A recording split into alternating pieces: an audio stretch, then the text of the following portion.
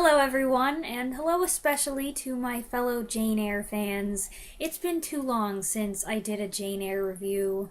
This video is one I've been planning to do for some time as a conclusion to the Jane Eyre Project.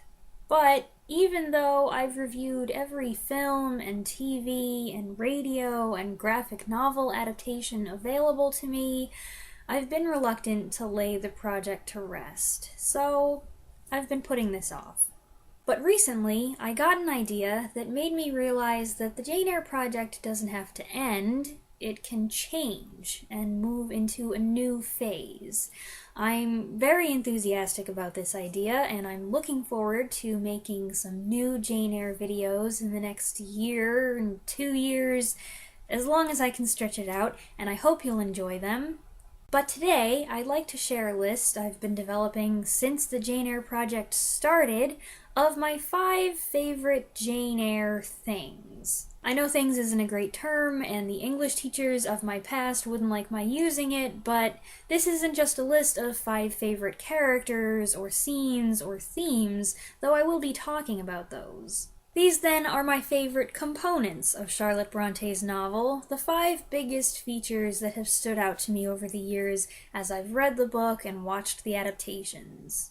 This is my list. It's not academic, but subjective, very personal, and not in any particular order. So let's get started. Favorite thing about Jane Eyre number 1 is the romance. And by romance, I mean a couple things. There is, of course, the love story between Jane Eyre and Mr. Rochester, the stuff which made my 13-year-old heart race, but I'm also thinking of romance in the literary sense, specifically Gothic romance. One of the amazing things to me about Bronte's book is that it touches on different topics and genres.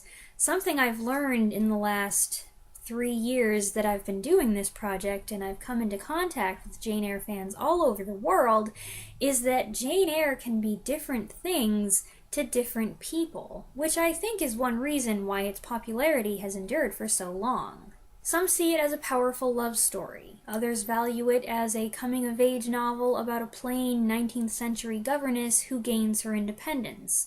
Others see it as a blistering social critique. While it is all these things, it is also an entertaining and intelligent Gothic romance, which is more fun if you enjoy Gothic romances, as I do.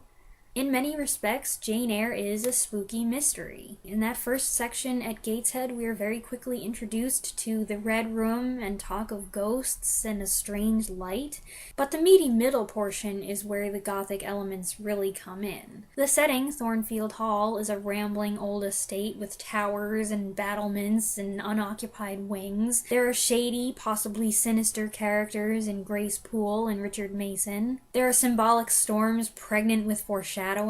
There's chilling unearthly laughter, madness, hints of vampirism, spooky walks through the halls in the middle of the night, and dark secrets of the past that the brooding master of the house is desperate to keep silent. Exciting stuff, right? But what separates Jane Eyre from its fellows in the genre, in my opinion, is that it's not overly sensational. All those eerie elements are bravely met by our heroine, level-headed, practical Jane Eyre, who may be frightened by the screams that wake her in the middle of the night, but nevertheless, she gets up, she gets dressed, and she prepares herself for whatever is required of her. The amount of Gothic atmosphere is something I'm always curious to see in the film adaptations. Some barely touch on it, some flesh it out to an extreme degree. However far they choose to go in that direction, it's always interesting. But there's something more important I look for in all the adaptations, and that brings me to point number 2, the friendship between the 2 main characters. I can't think of any other classic novel in which the hero and the heroine develop such a close kinship, and that's before they're in a romantic relationship. My favorite adaptations are the ones that concentrate on this rare connection the 2 of them share, and I never get tired of seeing how the actors interpret it. Jane and Rochester's initial conversations are so important. Yes, those scenes run long and there's minimal action, but what and how these 2 communicate is the foundation of this relationship. You can't cut too much of the back and forth, or you run the risk of trivializing the bond between them. They talk freely on serious subjects, but what stands out most to me is the witty banter and the teasing, which he usually starts, but she gives it right back. I love the names he calls her, and the way she opens up for the first time in her life in response to him. But there's also a comfortability between them. Very quickly, as a result of their early interactions and the way Jane sparks Rochester's interest, she moves from being just the governess to being his closest, most valued confidant and friend. Rochester and Jane are both lonely, intelligent people who have little hope of finding future happiness. Yet, under unlikely circumstances, they find in each other the companionship and understanding and, yes, love that they never expected to receive from anyone. So, as I think most Jane Eyre fans do, I look forward to Jane and Rochester's interactions the most. Which brings me to point number 3. I was on the fence about including this one, but I just get so excited every time it shows up. The gypsy scene. If the adaptations I like best are the ones that focus on developing Jane and Rochester's relationship through communication, then the ones that include the gypsy scene just... they are the winners. I'm not sure what it is about the scene exactly, which for those of you watching who don't know, is a scene in which Rochester dresses up as an old gypsy woman to tell the fortunes of his house guests, and Jane, who he's secretly in love with. Maybe it's the fun element of disguise I like, and Jane's skepticism, and the way she and the gypsy cleverly evade each other's probing questions. Maybe it's the hilarity of Rochester sneaking back into his own house and putting on this elaborate ruse just to try to get Jane to open up about her feelings toward him. Or maybe it's the suspense of waiting to see when Jane's going to figure out it's him. The adaptations differ on this point, but I like how it goes in the book, where Jane gets a little mesmerized by the gypsy's ramblings, and then Rochester gets a little too into it, and his gypsy voice slips, and then the cat's out of the bag. Then Jane's mentally running over all the things that were said, hoping she didn't admit too much, and she's mad at him, but not really, and he's so proud of himself. I remember sitting reading this scene for the first time in my 7th grade math class, after a test, not during class, and being totally engrossed in it, and I've loved it ever since.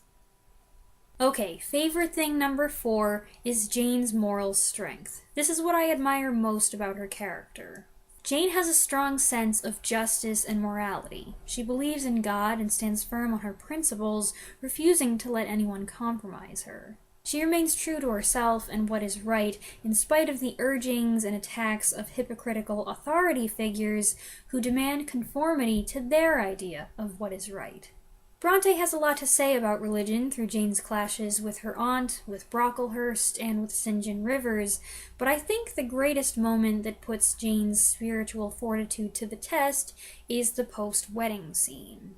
Rochester pleads with Jane to stay, making all kinds of contradictory offers and promises. He'll leave her alone, they can go off and live together in seclusion, they'll pretend to be married and no one will know the difference, they'll live as brother and sister, if only she'll stay. But Jane will not stay. Her commitment to God means that she can't live alone with a married man and not be his wife, and her own self-respect won't allow her to be his mistress. Though her heart is torn and she fears what might happen to Rochester in her absence, she does not waver in her decision. I remember as a teenager, I was suddenly struck by how powerful the moment is in which Jane flees temptation, even though her heart is breaking. I think it's the emotional apex of the story, but more importantly, Jane's action earned my respect, and solidified her as one of my literary heroes. And lastly, favorite thing about Jane Eyre number 5 is its theme of redemption. I suppose Bronte's story could have wrapped up without Rochester's redemptive arc, but there would have been a lot of unresolved problems, because, let's face it, Rochester does a lot of things wrong. His attempted bigamy being the biggest issue, but there are other things too. During one of their early talks, Rochester asks Jane point-blank if there's any chance of redemption for someone as guilty as he is. Jane believes that there is, and she hopes that he will find that redemption. I know that for some of his harsher critics, Rochester's crimes are too grievous to be forgiven. But this is a story in which forgiveness and hope and mercy are dominant themes. Rochester is a flawed man, but his sins are forgiven. He calls out to God in despair, God hears him, and brings Jane back into his life to find him physically and emotionally broken, but changed for the better. The end of the book brings reunion and spiritual reconciliation to both of them, and closes with Jane's report that Rochester has gradually regained his sight, and thus concludes one of my favorite stories. These 5 things aren't my only favorite things about Jane Eyre, but they stand out to me as some of the highlights.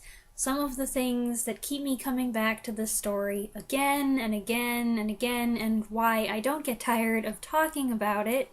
Now it's your turn. I'd love to know, what are some of your favorite things about Jane Eyre? Do you share any of mine, or is there something you love that I didn't mention? I really look forward to reading your responses, and I thank you so much for listening and for watching.